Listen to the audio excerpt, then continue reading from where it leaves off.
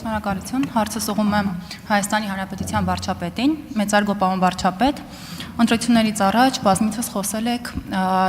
պատերազմի եռագլուխ կուսակցության վերաբերյալ, եթե հանկարծ ստացվեր այնպես, որ նրանք իշխանությունը զավթեին, մեզ սպասվում էր պատերազմ։ Եվ արդեն ընտրություններից հետո մենք կարող ենք գնահատել, որ եւ պնդել, որ մեր ժողովուրդը եւս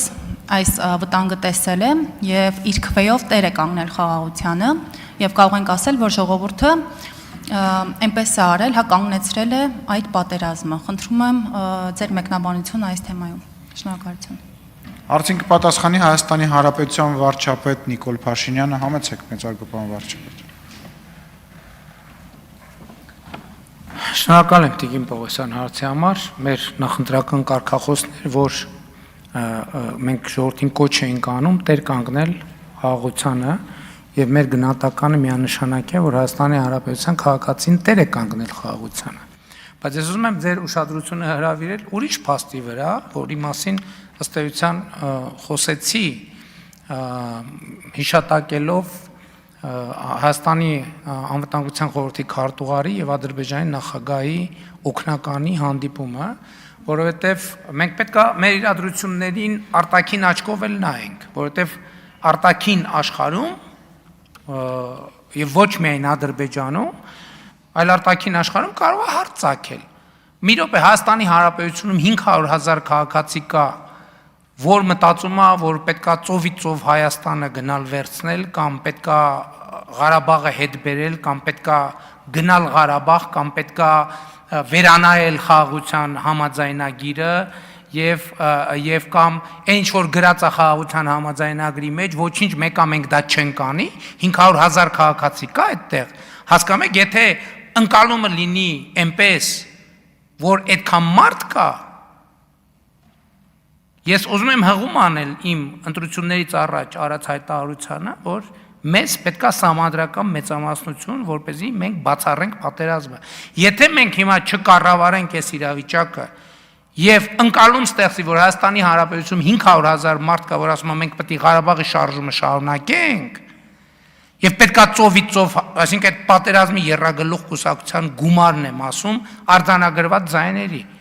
Դա շատ լրջորեն կսրի քաղաքական, ռազմաքաղաքական իրավիճակ Հայաստանում, մանավանդ այն պայմաններում, եւ որ մենք այսօր ունենք նոր բանակ եւ կարա հարց առաջանա, կարող է այդ բանակը հայտնվի այն մարդկանց ձեռքում հասկանում եք, ես այս նկատի ունեմ, բայց մենք հո գիտենք իրողությունը, մենք հո գիտենք, որ չկա այդպիսի մարդ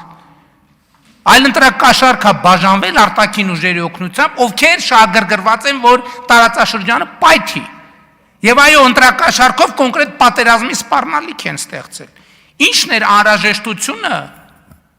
որ այս նախընտրական շրջանում ընտրություններից 3 օր, 4 օր հետո կամ չգիտեմ քանի օր հետո, ասենք այդ ձևաչափով հանդիպում կազմակերպվի, որպեսզի մենք կառավարենք այդ սպառնալիքը Որպեսզի մենք նաև եւ մենք հարության հետ պետքա բան անենք։ Ես էլ եմ ասում, մենք ճանապարհ ենք անցել եւ ես ուղղ ասել եմ։ Մենք Ղարաբաղի շարժումը չպետք է շարունակենք։ Ղարաբաղի դրոշների արկայությունը մեր երկրի խորհրդանում այդ պատերազմի սպառնալիքը Ես ասել եմ ուղիղ, ասել եմ այդ խոսույթները, այդ 300,000 ադրբեջանցի եւ մենք ո՞նց ենք փակում, մենք ասում ենք էն էլ չկա։ Երբ որ այս դրոշը մարդիկ դնում են այս սեղանին, նրանք դրանով բացում են, սադրում են այդ խոսակցությունը։ Ու հետո դժվար է որոշել ով առաջինը, ինչ ասեց, ով հետո ոնց ասեց։ Հիմա գնան հայ, հա, Ղարաբաղի կոնֆլիկտի մասին էլ։ Մենք մեր ճշմարտությունն ունենք Ադրբեջանը։ Առաջինը ով ասեց, առաջինը ինչ արեց, առաջինը ով կրակեց, առաջինը ով սպանեց։ Բայց մենք մեր ճշմարտությունն ունենք եւ հավատում ենք այդ ճշմարտությանը։ Բայց իրանք իրենք ճշմարտություն ունեն, որ հավատում են։ Խաղաղությունը սրա մասին է։ Այո, պատերազմի եռագլուխ կուսակցությունը կոնկրետ սպառնալիք է ստեղծել խաղաղության համար։ Որովհետեւ ճիշտ է 720,000 քաղաքացի դեր է կանգնել խաղաղությանը։ Բայց հիմա նայում են թվերին, ասում են ոնց 500,000 մոտ քաղաքացի քվեարկելա բանի օգտին, որ գնում ենք Ղարաբաղը հետ բերենք։ Մի րոպե, բայց մենք հիմա ինչով ենք հիմնավորում նաև որ դա հիմնավորում ենք նաև ի հեճուկս են փաստի որ հրապարակ ասում են որ մեր ձայները գողացել են հրապարակները դատարկ են այսօր 2 հոգի մարդ կա հրապարակում ոնց կարա 500,000 մարդու այսինքն 500,000 այդ ֆիքսվածն է ոնց կարա 600-700,000 մարդու ձայնը կեղծված լինի եւ հրապարակը լինի դատարկ եւ ազգային ժողովը լինի դատարկ ոնց կարա կեղծիկ արած իշխանությունը գա ամբյոնից սենց խոսա ոնց կարա տենց բան լինի հələ գնացեք տեսեք նախկինում կեղծվածները ոնց են խոսում գնացեք բացեք ասում են վայ հանկարծ չանեք հարավակ բան ապակայունացրեք ասում եմ արեք ում ձայնը կեղծված է դուրս եկեք հրապարակ ցույց տվեք որ ձեր ձայնը կեղծվել է եւ այո այս մարդիկ պատերազմի սպառնալիք են ստեղծել եւ մենք պետքա ջանք գործադրենք որ իրադրությունը չապակայունանա մտել ասում են վայ Ադրբեջանի բան եկել է Դիլիջան որ եկել է Դիլիջան դա եւս մեկ երաշխիք է նրան որ մենք խաղաղությունը շարունակում ենք ինստիտուցիոնալ զարգացնել հա մենք էլ չենք գնալու գոնե այդ մակարդակում ես ասել եմ որ 29 թվականին եթե իհարկե հրավեր լինի եվրոպական քաղաքական համայնքի գագաթաժողովին ես եթե հրավեր լինի ես այս գլխից ասում եմ ես գնալու եմ Բաքու բայց մյուս կողմից այս հարցը պետքա պարզաբանվի 500,000 մարդ ասում է որ պետքա մենք Ղարաբաղի շարժումը շարունակենք ոչ չի ասում եւ մենք պետքա թույլ չտանք որ դա հանկարծ տենց տպավորություն ստեղծվի որովհետեւ եթե տենց տպավորություն ստեղծվի այո խաղաղությունը կփլուզվի եւ շատ արագ կփլուզվի խնդրեմ եթե արձագանք Այո, պարոն վարչապետ, պատերազմի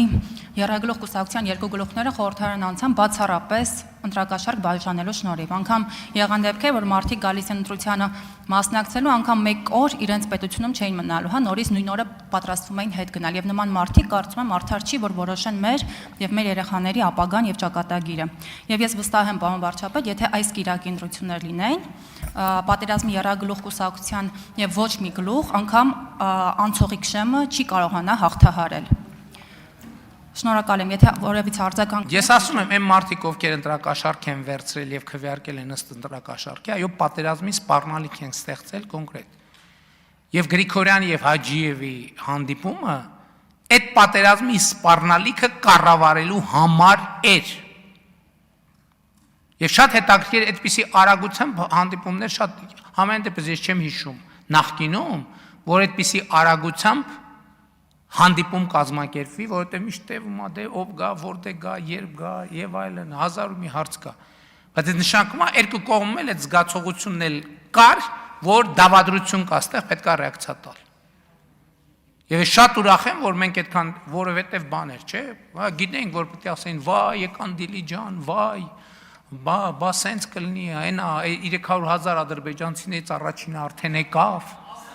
ասել են, հա, ես մեր հաճախորդներին չգիտեմ։